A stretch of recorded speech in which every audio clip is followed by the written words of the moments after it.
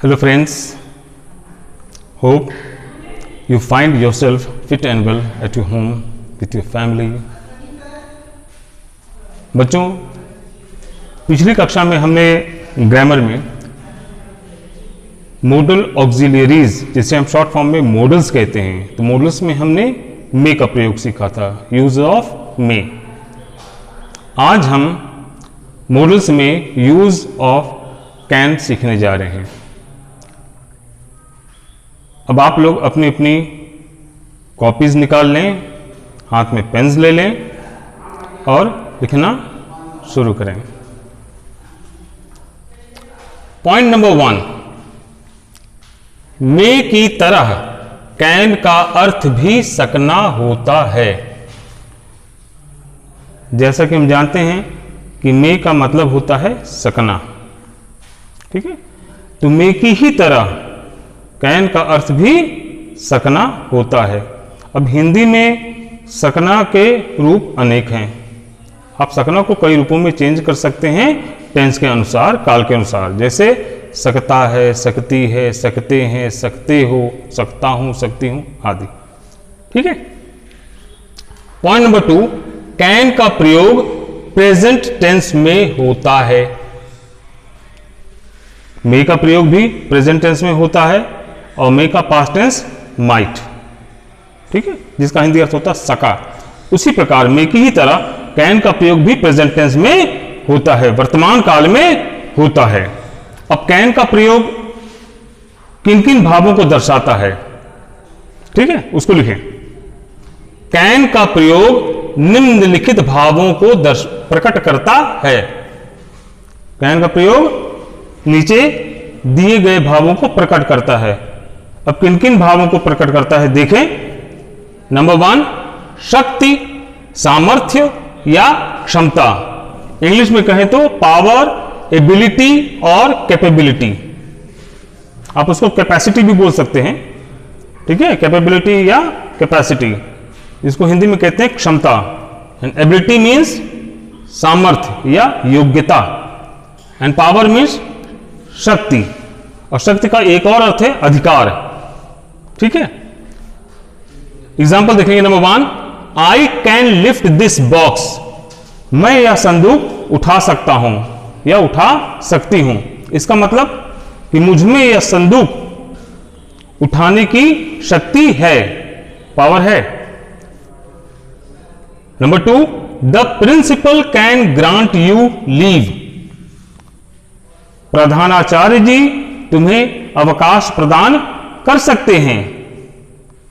अब यहां पर प्रधानाचार्य के अधिकार की बात हो रही है कि प्रधानाचार्य के पास अधिकार है तुम्हें अवकाश प्रदान करने की, ठीक है ना। तो पावर मीन्स अधिकार, तो पावर का मतलब शक्ति भी होता है और अधिकार भी होता है, ठीक है। तो यहां पर अधिकार प्रकट हो रहा है।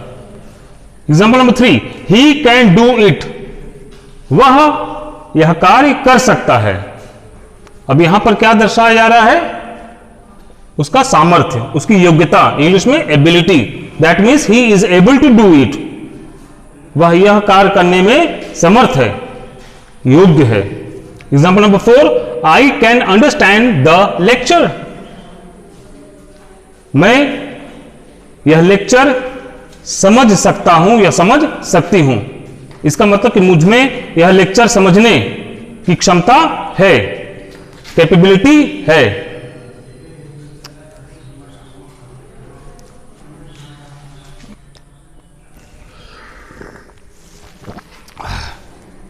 हाँ तो बच्चों, तो आप समझ ही गए कि आई कैन अंडरस्टैंड द लेक्चर, मैं यह भाषण, मैं यह लेक्चर समझ सकता हूं या समझ सकती हूं।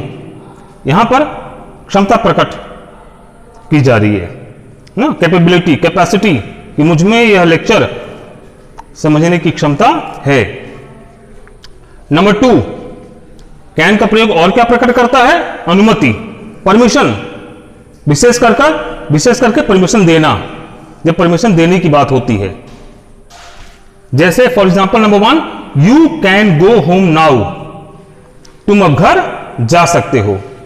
हालांकि उधर से वो अनुमति नहीं मांग रहा है या नहीं मांग रही है, इधर से अनुमति उसे दी जा रही है स्वतः।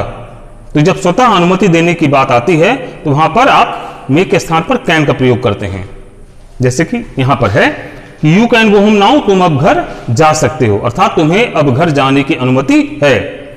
Number 2, she can use my pen, वह मेरी कलम इस्तेमाल कर सकती है, वह मेरी कलम का प्रयोग कर सकती है, यानी कि मेरी ओर से अनुमति है उसे मेरी कलम का प्रयोग करने की। ठीक। नंबर 3, कैन का प्रयोग और क्या प्रकट करता है? निषेध, मनाही, इंग्लिश में प्रोहिबिशन।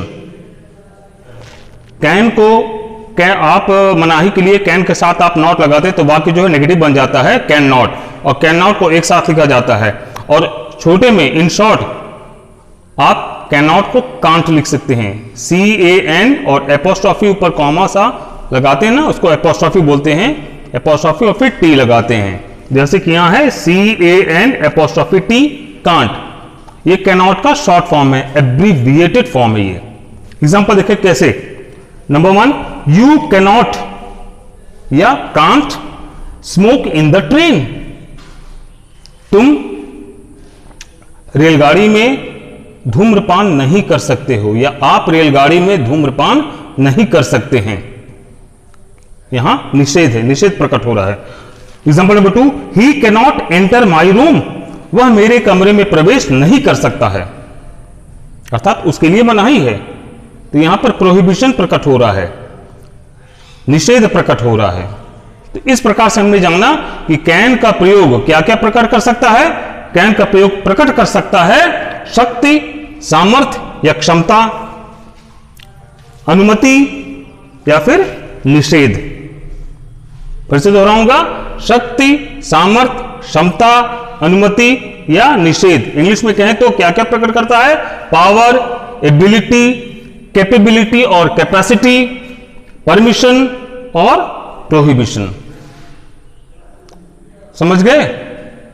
अब आप आज के इस पढ़ाए गए पाठ को और इसकी डेफिनेशंस और एग्जाम्पल्स को घर पर बखूबी पढ़ेंगे और समझने का प्रयास करेंगे।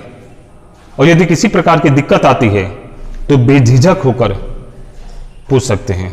तो आज के लिए इतना ही। अगली कक्षा में हम आगे का पाठ पढ़ेंगे और जानेंगे। Thank you.